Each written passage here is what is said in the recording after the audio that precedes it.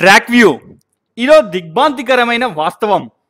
Cell ఫోన్లో ఈ app వాడేవారంతా ఖచ్చితంగా జాగ్రత్త పడాల్సిన విషయం.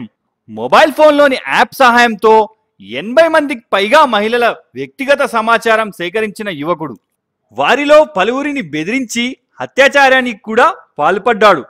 వరుసకు సోదరి అయిన మహిళను కూడా ఈ నిందితుడు వేధించడంలో ఎలాంటి వెనుకబాటుతనం చేయలేదు. ఆమె తన సోదరుడి సహాయంతో నిందితుడిని అతి చాకచక్యంగా పోలీసులకు పట్టించారు. తమిళనాడులోని రాజనాథపురం జిల్లా పనైకులం ప్రాంతానికి చెందిన దినేష్ కుమార్ అనే వ్యక్తి ఎంసీఏ వరకు చదివాడు. అక్కడే తన బంధువు అయిన మహిళ ఇంటికి ఓసారి విందుకు వెళ్ళాడు.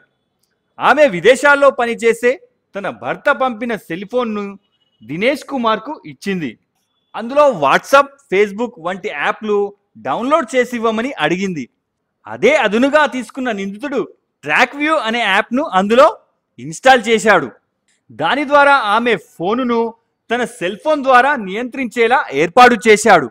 తద్వారా ఆ మహిళ తన భర్తతో మాట్లాడే వ్యక్తిగత విషయాలు, ఫోటోలు, వీడియోలు సేకరించి ల్యాప్టాప్లో అతి జాగ్రత్తగా భద్రపరిచాడు. ఆ తర్వాత ఇక ఆమెతో లైంగిక వాంఛ తీర్చాలని, లేకుంటే వాటన్నింటినీ అంతర్జాలంలో పెడతానని ఆమెను బెదిరించాడు. పాపం, దీంతో ఇక బాధితురాలికి ఏం చేయాలో తోచక ఈ సంఘటన గురించి తన సోదరుడితో తెలిపింది. ఆ తర్వాత ఆయన తన సోదరి పంపుతున్నట్లుగా ఫలానా చోటుకు వస్తే ఏకాంతంగా కలుసుకోవచ్చని దినేష్కు సందేశం పంపారు.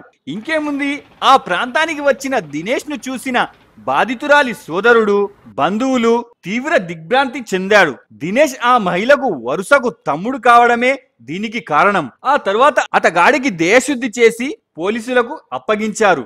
దినేష్ కుమార్ ఇంట్లో పోలీసులు సోదా చేయగా 2 ల్యాప్టాప్లు, 3 సెల్ ఫోన్లు లభించాయి.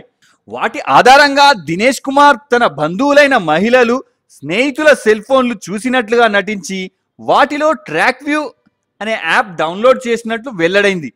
అలా వారి వ్యక్తిగత సమాచారాన్ని సేకరించి కొందరు మహిళలను బెదిరించి అత్యాచారానికి కూడా పాల్పడినట్లు తెలిసింది. సో ఫ్రెండ్స్, ఇలాంటి యాప్స్ వల్ల మీ ఫ్రెండ్స్ మోసపోకూడదని అనుకుంటున్నారా?